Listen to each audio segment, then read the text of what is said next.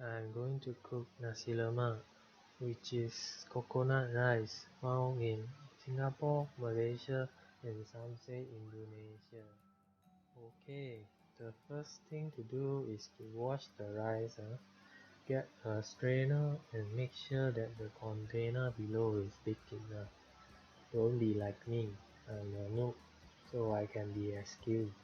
You see this video already, you become pro, cannot be excused. Preferably use jasmine rice and wash it until the water is clean. Okay, a little bit of dirt never mind. Chinese always say dirty eat dirty grow up. What matter is you grow up healthy.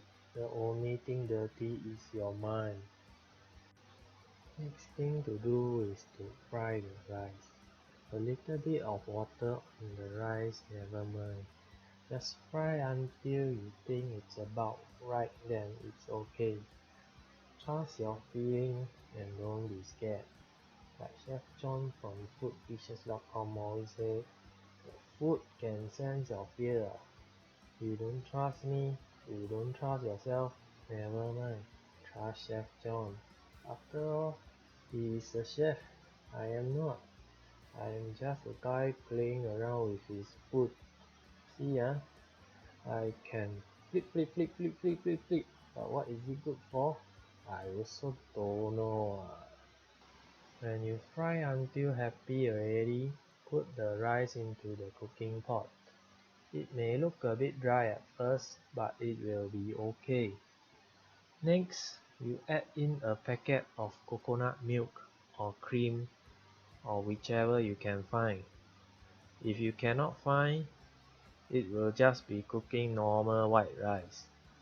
So make sure that you add water if you are using coconut cream, and make sure that the liquid is more than the rice. If you are able to find pandan essence or leaf, add that in too. If not, I also cannot help you. Add in a pinch of salt to enhance the taste, and then you cook the rice. If the rice is done, taste it and add more salt if it's not enough. Stir it for a bit and let it rest a while. Cooking can be tiring, so you can add other toppings such as eggs. You are a grown up, you can fry your own egg, right? I don't have to teach you how to fry an egg. You can add spam, peanuts and anchovy, fried chicken, basically anything you like some of my fellow countrymen, they like to add sambal chili. I don't really understand what the wrong with them. So basically, if you can follow these simple steps, you will have yourself a very delicious nasi lemak. Enjoy!